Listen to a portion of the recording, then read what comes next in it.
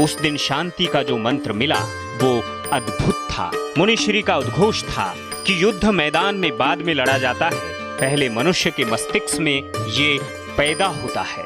उन्होंने कहा कि मन की शांति के बगैर विश्व शांति संभव नहीं है। शांति, अहिंसा और नैतिक चरित्र का मुनिश्री लोकेश का आंदोलन पिछले 3 दशकों से लगातार जारी है। इस आंदोलन के जरिए आचार्य श्री ने लाखों युवाओं का जीवन बदल दिया है। इस आंदोलन के तहत मुनिश्री अभी तक सैकड़ों स्कूलों, कॉलेजों और विश्वविद्यालयों में राष्ट्रीय एकता, सद्भावना और मूल्यपरक शिक्षा पर कार्यशालाओं का आयोजन कर चुके हैं। मुनिश्री लोकेश की ये यात्रा कुछ यूं आगे बढ़ी। सन 1996 इस साल आचार्य श्री ने राज्यों में नशा मुक्ति की मुहिम छेड़ी। नशाखोरी शुरू से ही उनके एजेंडे में पहले पायदान पर रही है। यही वजह थी कि समाज की इस बुराई को दूर करने के लिए उन्होंने गांव-गांव जाकर नशा मुक्ति का संदेश दिया। इसी साल उन्होंने जेलों में कैदियों के बीच सुधारवादी कार्यक्रम शुरू किए। आध्यात्मिक सुचिता और मोटिवेशन के जरिए मुनिश्री ने देश के अनेक जेलों में जो कार्यक्रम दिए, उनसे कैदियों के जीवन को एक नई दिशा मिली। सन 1999 गुजरात का बारडोली सांप्रदायिक दंगों में धधक उठा।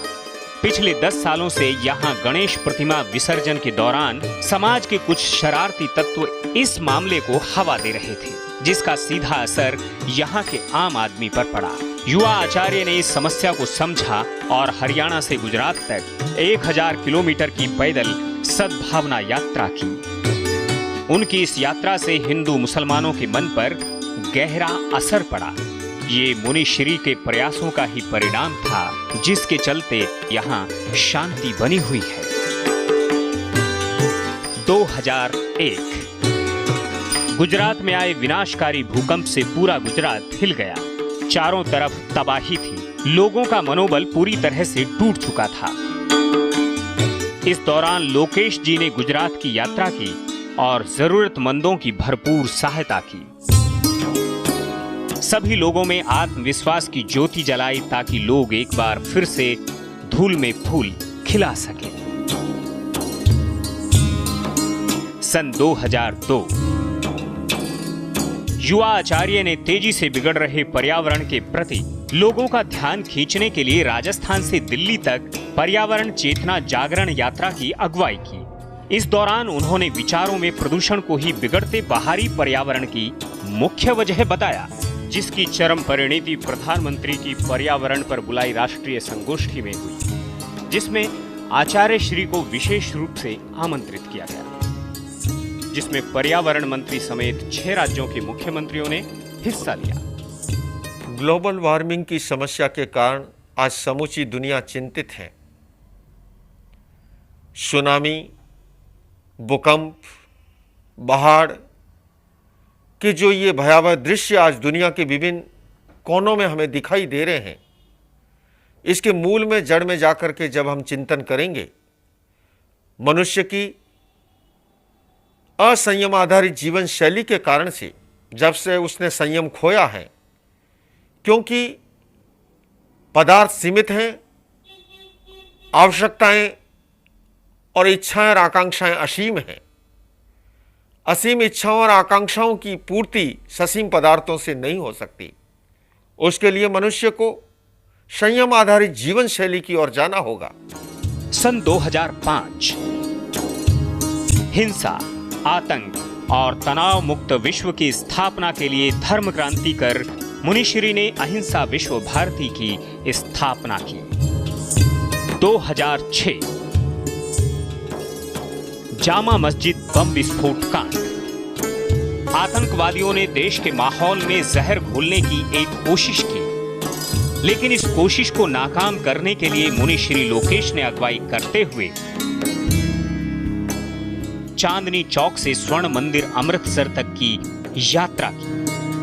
सन 2007 न्यू जर्सी अमेरिका के शहर में पश्चिमी देशों के 108 सेंटर्स के कार्यकर्ताओं के महाअधिवेशन को मुनिश्री ने संबोधित किया। साथ ही मुनिश्री ने अमेरिकी सीनेटर्स को पीस एंड एजुकेशन पर उनसे व्यापक चर्चा की।